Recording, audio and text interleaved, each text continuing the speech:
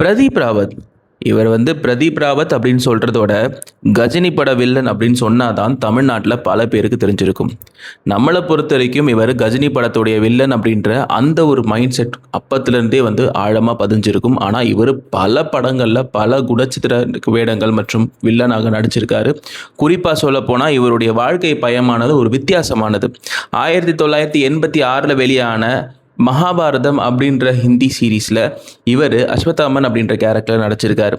இவர் எந்த அளவுக்கு நம்மள பயமுறுத்தி இருப்பார் அப்படின்னு பார்த்தீங்கன்னா, கஜினி படத்த கண்ண மூடி நெனச்சு பார்த்தா, அந்த இரட்டையர்கள் வேடத்திலயும் இவர் அந்த அடிக்கிற சீன் இருக்கும் பார்த்தீங்களா? அது அப்படியே ஈரக்கொலைய குலைச்சிருக்கும் அப்படின்னு சொன்னா அது மிகையாகாது.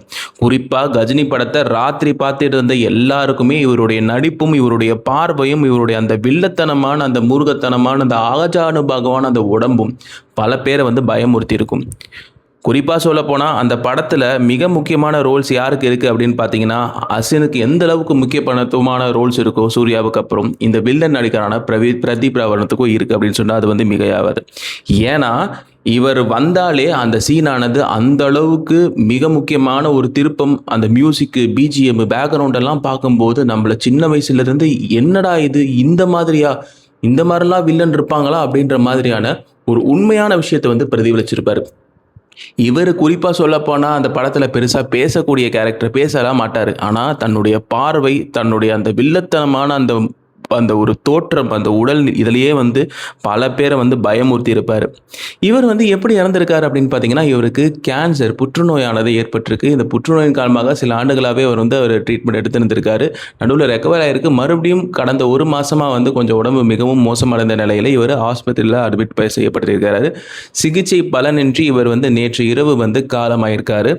இவரு வில்லன் நடிகராகவே இருந்தாலும், இவரு பல நல்ல நல்ல குணச்சித்திர கதாபாத்திரங்களும் நடிச்சிருக்காரு. குறிப்பா சொல்லப்போனா வட இந்தியால, நார்த் இந்தியால பல நல்ல நல்ல படங்கள்ல வில்லனாகவும் நடிச்சிருக்காரு. பல குணச்சித்திர பாத்திரங்களும் நடிச்சிருக்காரு. இவரு மத்திய பிரதேச மாநிலத்தை சேர்ந்தவர்.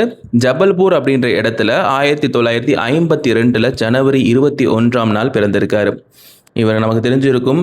அஸ்வத்தாமா அப்படின்ற கேரக்டர்ல மகாபாரதம் சீரீஸ்ல நடிச்சது மூலியமாக மிகவும் பிரபலமானார். அந்த நடிச்சதுக்கு அப்புறம் தான் இவருக்கு கோலிவுட், டோலிவுட் மற்றும் பாலிவுட் போன்ற பல கதாபாத்திரங்கள், குறிப்பா சொல்லப்போனா வில்லன் கதாபாத்திரங்கள் இவரை தேடி வந்தது. நமக்கு தெரிஞ்சிருக்கும், தமிழ்ல மறக்க முடியாத இவருடைய படம் அப்படின்னா கஜினி. அந்த கஜினி படத்தினுடைய வில்லன் இவர் தம்பிக்கோட்டை, மார்கண்டியன் போன்ற பல படங்களையும் நடிச்சிருக்காரு.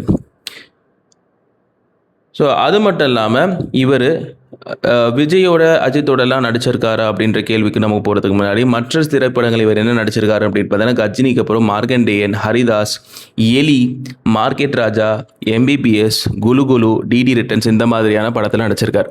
நம்ம என்ன நினச்சிருப்போம், இவர் கஜினி படத்தில் நடிச்சதுக்கப்புறம் இவர் இப்படிதான்ற மாதிரி நினச்சிருப்போம். பட் ஆனால் அதுக்கப்புறம் அவர் நடித்த கேரக்டர்ஸ்லாம் வில்லன் கேரக்டராகவே இருந்தாலும் கொஞ்சம் ஒரு மாதிரி மிதமான வில்லன் கேரக்டர்ஸில் தான் தமிழை பொறுத்த வரைக்கும் அவர் நடிச்சிருப்பார்.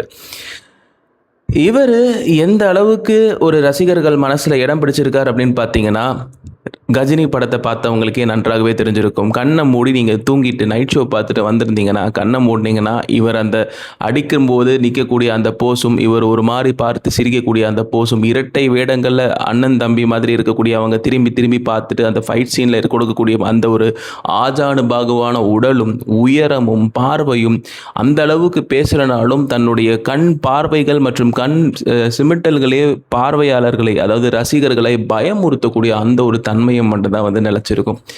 என்னதான் இவர் வில்லன் நடிகராக நம்ம கருதப்பட்டாலும் இவருக்கும் அழகான குடும்பமும் இருக்கு, இவருக்கும் நல்ல குணங்களும் இருக்கு.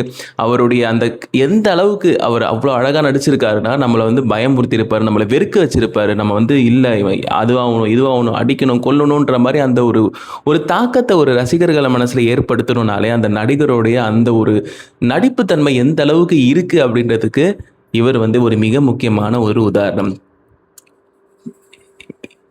பல படங்களை நடித்து பல புகழ்களை பெற்று இன்னும் தமிழர் ரசிகர்களுடைய மனசில் பயத்தளவிலையும் நீங்காத இடத்தை பிடித்த மிக மிக முக்கியமான வில்லன் நடிகரான இவர் நேற்று காலமாக இருக்கார். இவர்களுக்கு எப்படி சேனலோட தன்னுடையது ஆழ்ந்த இரங்கலை தெரிவித்துக் கொள்கிறது. பிரதீப் ராவத் அவர்களுடைய ஆன்மா சாந்தியிடையே இறைவனை பிரார்த்திப்போம். இந்த மாதிரியான ஃபேக்ட்ஸ், இந்த மாதிரியான செய்திகள், நியூஸ் மற்றும் மற்ற தகவல்களுக்கு இந்த சேனலை சப்ஸ்கிரைப் பண்ணி, ஃபாலோ பண்ணி, பெல் ஐக்கானை கிளிக் பண்ணி மறந்துடாதீங்க. அப்போ தான் எந்த ஒரு வீடியோ மற்றும் நோட்டிஃபிகேஷன் போட்டாலும் அதற்கு நோட்டிஃபிகேஷன் உங்களுக்கு வரும் அப்படின்றத நான் தெரிவிச்சுக்கிறேன். நன்றி.